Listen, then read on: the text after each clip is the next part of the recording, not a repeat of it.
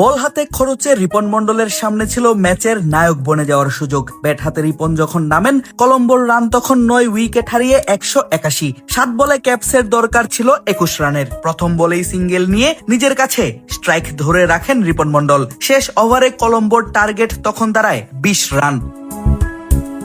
শেষ ওভারের প্রথম বলে কোনো রানই নিতে পারেননি রিপন, আর পরের বলেই হাকান অফসাইডের দারুণ এক বাউন্ডারি। ঈশান মালিঙ্গার তৃতীয় বলে ব্যাটে না লাগলেও দৌড়ে রান নিয়ে প্রান্ত পরিবর্তন করেন রিপন। পঞ্চম বলে 2 রান নিতে গেলে রান আউট হন টাইগার এই পেসার, আর এতেই 13 রানে ম্যাচটা হারে কলম্বো ক্যাপস। এমন ক্লোজ ম্যাচ হেরে কিছুটা আক্ষেপ করতেই পারেন রিপন মন্ডল, কেননা বল হাতে তিনি প্রথম ইনিংসে খরচে ছিলেন বলেই গোল করতে পেরেছিল 200 এর উপর রান। এমন অভিষেকটা হয়তো ভুলেই যেতে চাইবেন রিপন মন্ডল। কোনো কিছুই যেন ছিল না পক্ষে।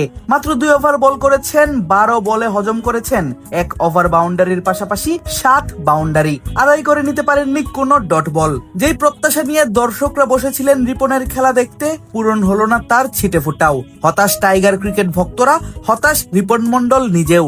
এমন দিন নিশ্চয়ই মুছে ফেলতে চাইবেন নিজের স্মৃতির পাতা থেকে। লঙ্কা প্রিমিয়ার লিগে নিজের প্রথম ম্যাচ খেলতে নেমে রিপন দেখালেন নিজের সব থেকে বাজে বোলিং পারফরম্যান্সটাই। গলগালান্সের বিপক্ষের ম্যাচেই অভিষেকটা হয় রিপন মন্ডলের, আর নিজের প্রথম ওভারটা করতে এই টাইগার পেসার আসেন ইনিংসের দ্বিতীয় ওভারেই। তবে এলপিএল এর শুরুটা একেবারেই রিপনের হয়নি মন মতো। প্রথম 2 বলেই হজম করেন 2 বাউন্ডারি। তৃতীয় বল থেকে আসে 1 রান। ওভারের চতুর্থ বলেও এই পেসার হজম করেন 4 মার। পঞ্চম বলে আবারও বাউন্ডারি এলে বেশ বিষণ্ণ দেখা যায় রিপন মন্ডলকে। ওভারের শেষ বলেও আসে আরো একটি 4 মার, আর নিজের প্রথম 6 বলে 5 4 আর 1 সিঙ্গেল দিয়ে রিপন হজম করেন 21 রান। এমন অভিষেকটা নিশ্চিতভাবেই ভুলে যেতে চাইবেন রিপন মন্ডল। প্রথম ওভারে 21 রান খরচ করা রিপন মন্ডলকে তার দ্বিতীয় ওভার করতে বোলিং এ আনা হয় লম্বা বিরতির পর ইনিংসের 13তম ওভারে। নিজের দ্বিতীয় ওভারের প্রথম 2 বলে 2টি সিঙ্গেল দেওয়ার পর তৃতীয় বলেই তিনি হজম করেন বাউন্ডারি। চতুর্থ বলে বাউন্সার ট্রাই করতে গেলে উড়িয়ে বলকে বাউন্ডারির বাইরে পাঠান ব্যাটার সাহান আরাচিগে। পঞ্চম বলে সিঙ্গেল দিয়ে ওভারের শেষ বলে আবারও বাউন্ডারি হজম করেন এই বাংলাদেশি পেসার। প্রথম ওভারের পর দ্বিতীয় ওভারে দেন 17 রান, সেটিও আবার কোনো উইকেট শিকার না করে।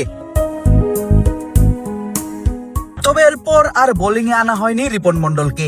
অধিনায়ক আর ভরসা করতে পারেননি টাইগার এই পেসারকে, ফলে আর হয়নি রিপন মন্ডলের বল হাতে কামব্যাক। যেই হাসান মাহমুদের বদলি হিসেবে গিয়েছিলেন এলপিএল খেলতে, সেই হাসানের নামটাও যেন রাখতে পারলেন না টাইগার পেসার। রিপনদের তুলোধুনো করা সোহানের দল গলগালান্স সংগ্রহ করে 20 ওভারে 201 রান। যদিও আজ একাদশে সুযোগ পাননি নুরুল হাসান সোহান।